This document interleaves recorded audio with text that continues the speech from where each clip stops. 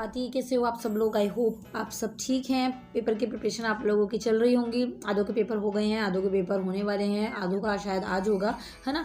तो अभी जो मेन एग्जाम आने वाला है, और एक चीज़ मैं आप लोगों को बता देती हूँ, आपके एग्जाम के डेट शीट जो हैं वो मेरे पास अवेलेबल हैं। सो डोंट डू वरी कि मैम इस पेपर के बारे में बता दीजिए या इस पेपर के इंपॉर्टेंट क्वेश्चन के बारे में बता दीजिए। जो मुझे लगता है कि इस पेपर के बारे में बताना चाहिए and about this exam channel के ऊपर इंफॉर्मेशन नहीं है या फिर ज़रूरत है बच्चों को, तभी मैं उसके ऊपर वीडियो अपलोड करती हूँ। अदरवाइज़ अगर सेम ही चीज़ बार बार चल रही है देन मैं वीडियो जो है I do not upload the video on my channel because there are so many videos. वहाँ पर बहुत सारी वीडियोज़ हैं। You can go in the playlist section, वहाँ पर आप 10th क्लास की हर सब्जेक्ट के ऊपर मैंने वीडियोज़ बना रखी हैं and also 12th class previous year question papers, practice test paper, सब कुछ आपको वहाँ पर मिलेगा। बट आप लोग कष्ट नहीं करते हो जाने का। तो अगर पास होना है, अगर अच्छे मार्क्स लाने हैं, so you have to go. Okay, आप लोगों को ही जाना पड़ेगा क्योंकि मैंने तो 10th और 12th कर लिए हैं एंड आई डोंट नीड कि मुझे अच्छे मार्क्स लेने हैं या मुझे अपना रिजल्ट इंप्रूव करना है। आपको ज़रूरत है इंप्रूव करने के मार्क्स, राइट। तो आप लोगों को जाना पड़ेगा। So you can go to my channel and also search the playlist, जिसके अंदर आपको 10th sample paper, 11th sample paper, 12th class sample paper, also plus the subjects and their previous year question paper, तो आपको सब कुछ वहाँ पर मिलेगा। So don't to worry, material सब रहता है और चीज़ें सब रहती हैं, बट हमारे ऊपर वो चीज़ रहती है कि हम कितना उस चीज़ का अच्छे से यूज़ करते हैं, कितना हम उस चीज़ को ऑप्टिमम यूटिलाइजेशन करते हैं, वो सब कुछ हम पर है। जैसे फॉर एग्जांपल के लिए मैं आप लोगों को बता दूं कि जैसे कि जिस बच्चे को सारी फैसिलिटीज़, सारी ऐशो आराम, सारी चीज़ें उसको दे रखी होंगी ना, तो उसको उसका सही इस्तेमाल करना नहीं आएगा बिकॉज दे नो कि हमारे पास ये चीज़ें जो हैं वो पहले से ही हैं। तो हम लोगों को इसका ऑप्टिमम यूज़ करने की ज़रूरत नहीं है, मतलब वो उसके आदी हो चुके होते हैं।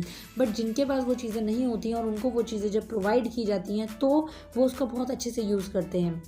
अब ये चीज़ें मुझे नहीं पता आपको समझ आ रही हैं या नहीं, तो बड़े हो जाओगे थोड़ा थोड़ा तब आप लोगों को समझ आ जाएंगी।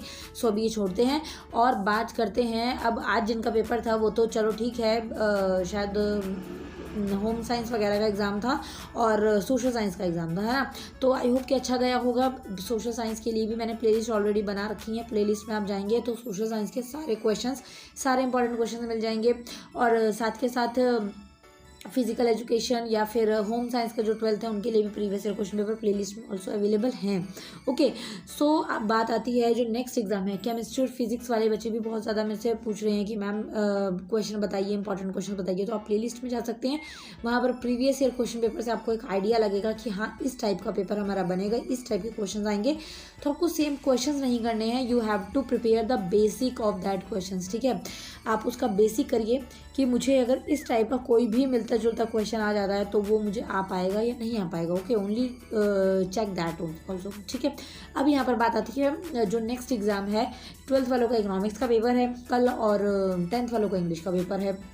इसको लेके भी बच्चे बहुत ज़्यादा डर रहे होंगे कि ma'am how to prepare and we don't know कि क्या पढ़ना है, कहाँ से पढ़ना है। तो देखो प्लेलिस्ट सब चीज़ों की बनी हुई है। फिर से मेरा जवाब यू टर्न मार के मैं वहीं पर आ जाती हूँ, आप जितने मर्जी क्वेश्चंस पूछते रहें।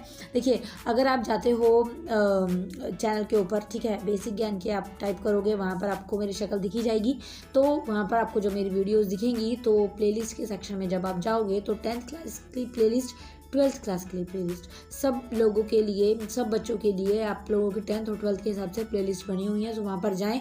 इंग्लिश के पेपर वाले जो हैं वो थोड़ा सा ध्यान सुने, मैंने हर टॉपिक और हर तरीका और हर ट्रिक, हर टिप बता रखा है उसके अंदर कि किस तरीके से आप एक डिसेंट मार्क्स लेकर जा सकते हैं and how you score good percentage in English exam, ठीक है। इको वाले जो हैं वो भी ज़्यादा परेशान ना हो, प्रीवियस ईयर क्वेश्चन पेपर उसमें वहाँ पे मैंने डाले हुए हैं प्लेलिस्ट में। So also you can watch that, ठीक है ना। वहाँ से भी आपको एक आइडिया मिलेगा और थोड़ा सा ट्राई करिएगा कि आप इस तरीके से प्रिपेयर करें। So you have to score decent marks, ठीक है ना। जो आप किसी को बताएं तो आपको एटलीस्ट शर्मिंदगी महसूस ना हो, ठीक है ना। ये मैं थोड़ा सा माइक के साथ, क्योंकि इसको लगाने की जगह नहीं होती है तो इसलिए मैंने इसको एज अ रिंग की तरह पहना है, ऐसे। आई होप कि आपको आवाज़ समझ आ रही होगी क्योंकि मैं थोड़ा सा ना लाउड कम बोल रही हूँ, तो इसलिए approximately I use to mic because आवाज़ जो है वो अभी ज़्यादा बुलंद नहीं हो पाई है मेरी, वीक है अभी, है ना। तो थोड़ा सा दिख भी रहा होगा, आप लोगों को सुन रहा होगा, दिख नहीं रहा होगा।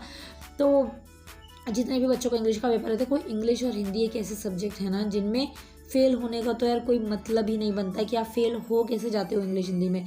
मतलब 27 नंबर आपको लेकर आने हैं, 10-15 नंबर के तो कॉम्प्रीहेंशन और हिंदी में अपठित गद्यांश आ जाते हैं। उसके बाद क्वेश्चन आंसर्स, आपके 10 क्वेश्चन आंसर्स भी आए हैं, उसमें से आपको 2 तो आते होंगे, 3 आते होंगे, एटलीस्ट इतने क्वेश्चन आंसर्स अगर आपको आते हैं तो आप वहाँ अरेंज कीजिए। प्रार्थना पत्र रट लो, उसका फॉर्मेट रट लो, इंग्लिश में लेटर्स, नोटिस, रिपोर्ट, और ग्रामर को छोड़ दो, नहीं आती, हमें डर लगता है ग्रामर से, skip that, okay, don't do. Question answers कर लीजिए, कॉम्प्रीहेंशन कर लीजिए। इसके अलावा में रिपोर्ट हो गया, नोटिस हो गया, एप्लीकेशन हो गई, लेटर हो गया, फॉर्मल इनफॉर्मल हो गई। मतलब मैंने एग्ज़ाम टाइम के लिए हर एक वीडियो वहाँ पर बना रखी है, सो आपको प्लेलिस्ट में जाना चाहिए और वहाँ से प्रिपेयर करना चाहिए कि कैसे हम प्रिपेयर करें, किस तरीके से हम अच्छे मार्क्स लेकर आ सकते हैं, ठीक है। तो आई होप कि ये जो मेरे समझाने का तरीका है, जो मैंने आप लोगों को बोला है, आप उन चीज़ों को फॉलो करेंगे, ओके। और एक चीज़ मैं बता देती हूँ कि देखो काम हमारा है ना, तो मेहनत भी हमें ही करनी पड़ेगी, धक्के भी हमें खाने पड़ेंगे, और आलस भी हमें ही छोड़ना पड़ेगा, ठीक है। कोई हमें सिर्फ गाइड कर सकता है, सिर्फ रास्ता दिखा सकता है, मेहनत तो खुद की है ना। मैं आपकी जगह पर जाकर पेपर नहीं दे सकती, आप मेरी जगह पर आकर मेरा काम नहीं कर सकते। हमें अपने कर्म जो हैं वो तो खुद ही करने पड़ेंगे। कोई कितना भी समझा ले, कितना भी रास्ता दिखा ले, पेरेंट्स, आपके पेरेंट्स कई बच्चों को बोलते भी होंगे कि भाई हम तो सिर्फ पैसा लगा सकते हैं, करना ना करना तुम्हारे हाथ में है कि तुम पढ़ते हो नहीं पढ़ते हो, अब अपनी स्टडी पर फोकस करते हो नहीं करते हो। जैसे बहुत सारे स्टूडेंट्स को ये पता होता है कि पढ़ाई करना हमारी रिस्पॉन्सिबिलिटी है, कुछ स्टूडेंट को नहीं पता होता कि responsibility, because they have so many facilities eight their home.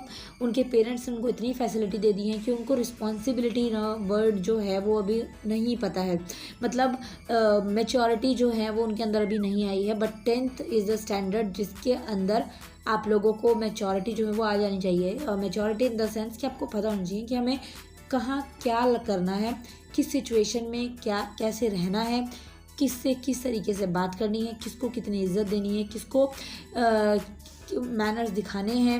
वैसे तो सबको ही दिखाने चाहिए, किसी के आगे डिसमैनर नहीं होना चाहिए, किसको रिस्पेक्ट देनी है, ठीक है ना, किसके सामने हमें कैसा बिहेव करना चाहिए। तो these all are things will come in maturity, ठीक है। तो वो अगर आपको आई हैं, और पेरेंट्स अगर हमारे ऊपर पैसा लगा रहे हैं, सो हमें उनका पैसा वेस्ट नहीं करना। सो इसके लिए हम लोग क्या कर सकते हैं, और अब जो उनकी इन्वेस्टमेंट है वो हमारे ऊपर है ना, वो हमें इन्वेस्टमेंट जो है वो हमारी स्टडी पर कर रहे हैं कि हमारे बच्चे पढ़ लिख के कुछ करेंगे, कुछ बनेंगे, सो फ़ायदा हमें होगा। तो वो चीज़ आपको कभी भूलनी नहीं है। आप भी कभी पेरेंट बनोगे, है ना, आपकी भी नेक्स्ट जनरेशन आएगी। सो ये सोच के चलो बस कि अब इतने तो आप लोग आई थिंक इमेच्योर नहीं हो कि आप लोगों को ये चीज़ें नहीं समझ आती हैं।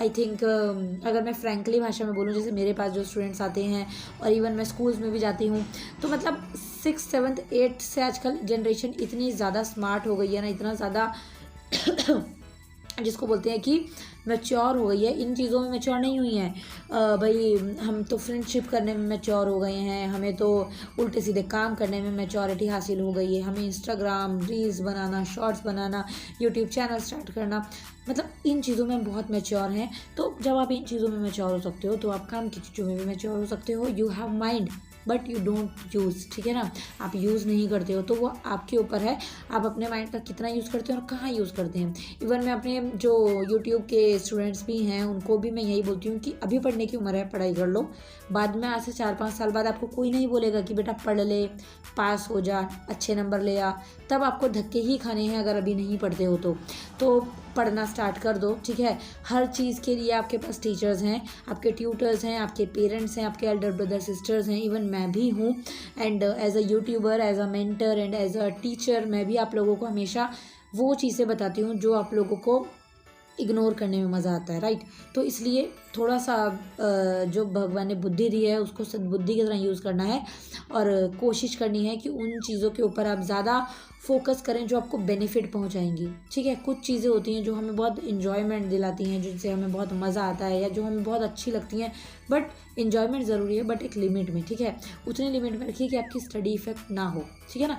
सब चीज़ें करिए, कोई किसी चीज़ में बुराई नहीं है। अगर आप मैच्योर हो ना, तो आप किसी भी कंपनी में, किसी भी संगति में, किसी के भी साथ रहकर पढ़ाई कर लोगे, बट होना, दिमाग का होना ज़रूरी है कि हमें किस जगह पर क्या करना है, किस जगह पर क्या नहीं करना है। मैच्योरिटी बहुत ज़रूरी है आज के टाइम में। ठीक है बच्चे, तो आई होप कि जितना मैंने लास्ट में ज्ञान दिया आप लोगों को थोड़ा बहुत घुसा होगा दिमाग में, तो पूरा नहीं, एटलीस्ट 1-2% दिमाग में घुसाना और इस कान से सुन के उस कान से मत निकालना, वरना भूल जाओगे। ठीक है, तो नेक्स्ट वीडियो में मिलती हूँ मैं, और प्रिपरेशन के लिए आप लोगों को मैंने सब कुछ बता रखा है। सो प्लेलिस्ट में जाओ, वहाँ से देखो, थोड़ा सा समझो, फिर भी डाउट होता है तो वो आप मुझे कमेंट सेक्शन में, टेलीग्राम पर, इंस्टाग्राम पर, कहीं पर भी मैसेजेस कर सकते हैं। आपको हर तरफ मैं दिख जाऊंगी। ठीक है, फेसबुक ग्रुप भी है जिसका लिंक आपको डिस्क्रिप्शन में मिलेगा। डिस्क्रिप्शन में थोड़ा स्क्रॉलिंग करेंगे so you will see my Insta ID. Okay, I have 2 IDs जिसके शायद लिंक हैं, तो आप मुझे फॉलो भी कर सकते हैं। आई थिंक सभी रील्स पर लगे रहते हैं, है ना। वैसे वो गलत नहीं है, मैं खुद भी बनाती हूँ, लेकिन मैं एंजॉयमेंट के लिए बनाती हूँ। जब मैं शॉर्ट्स वगैरह आप लोगों के लिए बना रही होती हूँ तो तभी मैं रील्स भी बना लेती हूँ।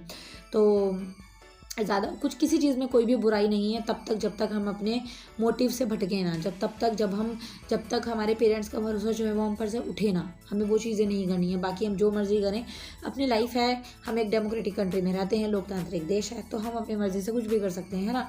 बस लिमिट में करना है, इतना नहीं कि आपको कोई गलत बोले। ओके, चलिए, thank you so much for watching, thank you so much for love and support. See you in next video, bye bye.